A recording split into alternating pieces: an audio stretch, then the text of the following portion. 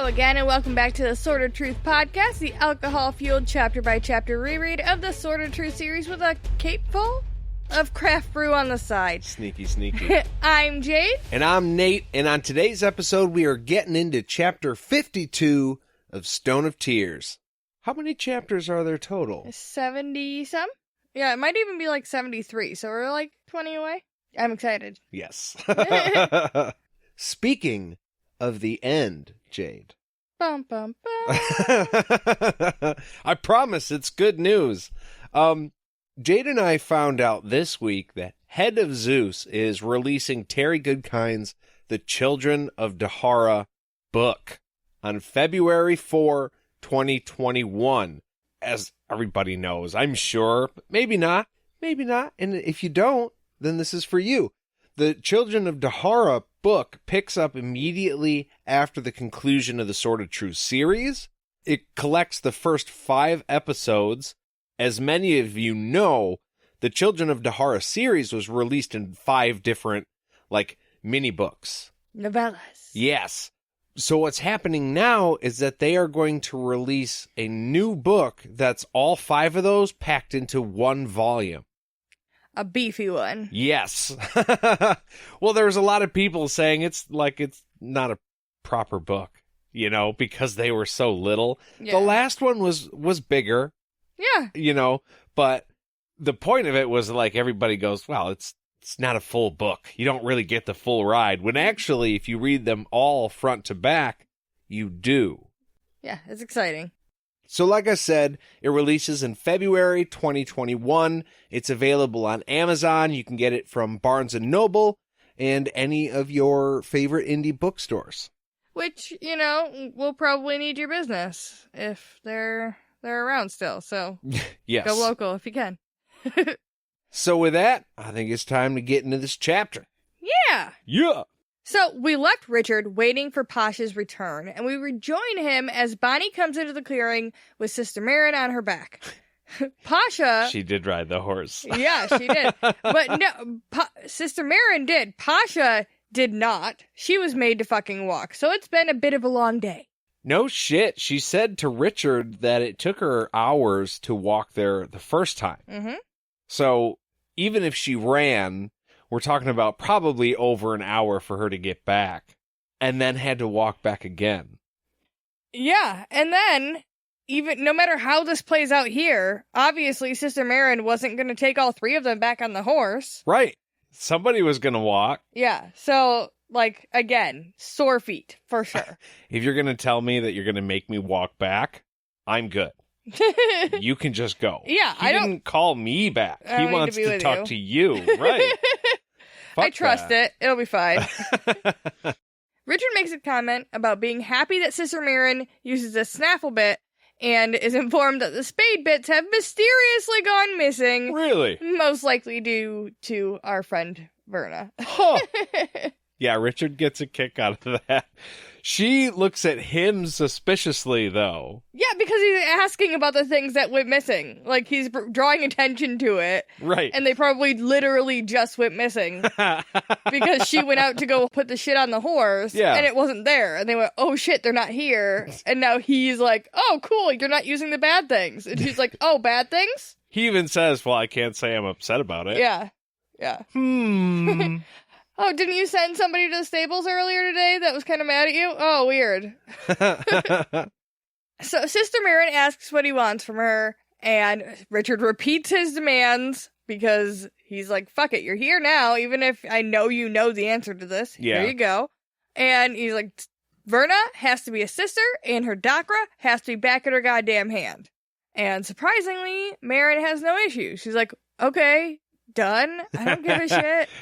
She probably went along with it because she spent the last couple of hours riding out there to Richard, blowing off all the steam, because I guarantee you she was pissed when she heard about this. Yeah. So she's calmed down now, and now that she's with Richard, she's like, fine, whatever, I don't even care. It's just, we have to leave now, because, it's getting dark, so let's fucking head back to the palace, dude. I mean, I guess it's gotta be something like that, because for her to not care at all, because at first when she gets there, she's a little bit stern or whatever with him, but she literally doesn't have any play After, you know what I mean? I always expect somebody to be like, sure, I don't care. You can get that demand, but I'm going to fuck you behind over here. Yeah. And it just, like, doesn't come. So, yeah, maybe she did just blow off some steam.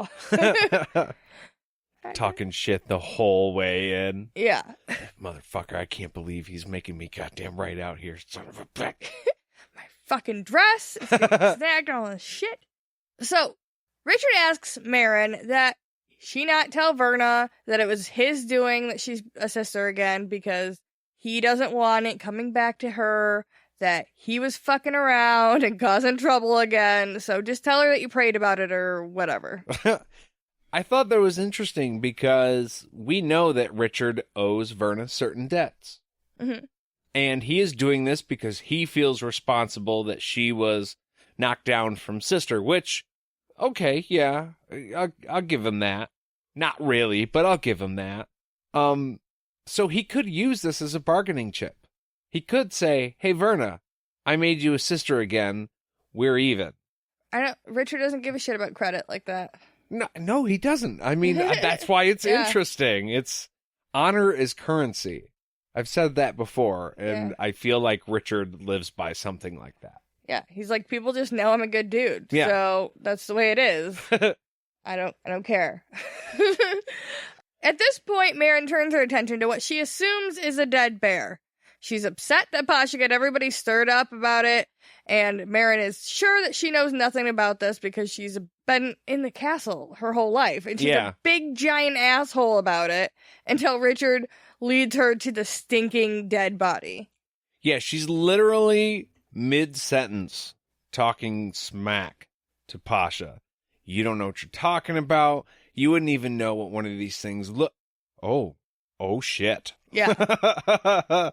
That's real. That's a thing. Okay, all right, cool. After she sees the dead thing, she apologizes immediately, and Pasha graciously accepts it. Maron's whole attitude has shifted at this point, and she starts asking Richard about it. So, like, the hauntiness that she's had pretty much since we've met her has just... And she's like, I gotta study it. Research mode. I must know. Yeah. I just felt like she was the type of lady that, like, immediately when you meet them, you hate them.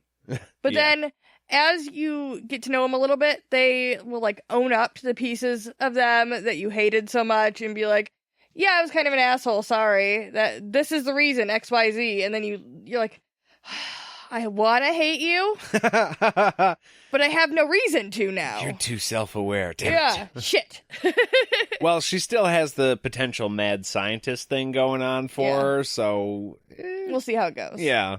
Richard tells her that he killed this thing with his sword, and Maron starts touching it all over. Weird. Like, yeah, weirdly, like sticking her finger in its mouth and all sorts of stuff. It was a while ago, but hey... I didn't check to make sure it was dead. I know it's all slashed open, but seriously, we don't know much about these things. Yeah, I mean... Maybe not get intimately close with it right away. Yeah. Poke it with a stick or something first. Yeah, try to manipulate it with some sticks first, I feel like would be a good idea. She then asks Richard about the cape, because apparently Pasha, like, described this thing in detail when she got back. It was like, it has a cape and furry hair and furry hides that it's wearing and every little detail of it, because Maron knows. And Richard is like, that's my shit. While he had waited for the return, he figured out that it could do something really cool, so he cleaned it off. Doesn't say what yet. And he shoved it in his backpack, and he says, fuck you, it's mine. This made me laugh out loud. I listened to it again today in the Jeep on the way home. And at this part when he's like, nope, it's mine. I killed the thing. I found the cape. It's mine. I'm keeping it. Yeah. And he forces Maron to just say something to the effect of, well, the cape isn't important. It's the animal that we want to study. Well, it was funny because she did bring up the truth. And she was like, is it a condition? And he was like, it could be. Yeah. Do you want me to make it one? And I just thought it was funny because he's like, he just keeps basically adding demands onto this. It doesn't seem like so much of a truce as like a weird reverse hostage situation. Yeah, like, kind of. He is the prisoner, but he's holding them hostage based on his demands. Which is the perfect situation. Yeah, I suppose so, because he could just be like, give me whatever. You need to teach me how to be a wizard, otherwise I'm going to go all wizard on you. Yeah. So...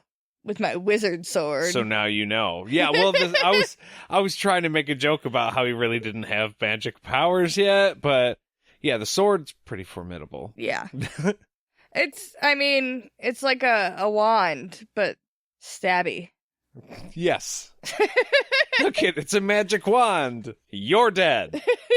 Amazing. Woo! How did he do it? So Maron turns back to the creature and Richard jumps on Bonnie. He tells her that he twisted his ankle and he knows she wouldn't want him to hurt himself on the way back. And then he pulls Pasha up behind him and he's like, you should fucking hurry up studying that thing though, because it's dark out here at night and it's pretty dangerous when it gets dark. Yeah, so don't fuck around or you might find out. Yeah. Yeah. The thing that caught my attention there was when he helps Pasha up on the horse. Pasha wasn't trying to get on the horse. No. So Richard, in his capacity of being superhuman, apparently, bends down at the waist and holds her by hers and then pulls her up onto the horse behind him. I mean, I think it started with like an arm grab at first, which was really rough. Like, it was a rough... He grabbed her by her, like, forearm, and I was like, get the fuck off here. Yeah. Oh, but, like, he did that, and he takes off. Yeah. Right? And so Pasha, embarrassed, and obviously giggling her little ass off, is trying to hide her face behind Richard so that Maron doesn't see her. Yeah. Which I don't blame her. I would probably be dying, too. I would, too. Like, that was great. Well, especially because Sister Maron is, like, so transfixed by the Marisbeth that she's like, okay, yeah, that makes sense. At first, she's like, you can't take my horse. But then she immediately is like, whatever, go ahead, take it. I would have expected her to, at the very least, be like, wait, no, you can't do that. Go get more horses. It's like a 3-hour walk home. Yeah. Fuck off and wait for me. Yeah. Yep. Which is, I mean, I don't want to say it's funny, but she did just work with Richard. She showed up. We were like, she's going to be this horrible, and she's not that bad. She's a little snotty, but whatever. Yeah. And she does work with Richard. Yeah. And he's like, all right, now fuck you, bye. Yeah. That's got what I was wanted. Funny to me, too. He was just like, oh, you were super cool. I'm not going to be. Bye. Welcome to the old world, land of fuck you, I got mine. Have a nice day. As they travel on Bonnie, Pasha grips him for dear life, worried she's going to fall off. Never been on a horse before, apparently. Richard tells her to chill out, just move with the horse. Pasha asks if his ankle is actually really hurt, and when she finds out that he lied about it, she gives him a lecture he's already heard more than once from Verna. Right. I'm pretty sure he already knows that lying is bad, The but creator doesn't hey, like it. It worked, so whatever. Yeah. I really liked that they're riding this horse. She's never ridden a horse before, and she's having difficulty figuring out how to be a passenger. I know how that is with the motorcycle. Yeah. Now, Jade and I have gone on trips. We've ridden all across the state, and she's a great rider. She really, really is. Thanks. I have also given other people rides who are not as good at it. And I remember one specific instance where I was trying to explain how, look, when I turn left, the bike is going to lean left. I'm going to lean left. Don't lean left. I just want you to sit straight up. See, because as the bike tilts, you will lean left, but you're sitting straight up. Gravity will keep you in your seat, kind of like riding on the dragon. Yeah. But you will be fine, I promise. This thing can tip over quite a ways, and you won't fall. Like, you won't fall. Yeah. And this specific person, as I turned into the mall, leaned hard right with me, and it just about took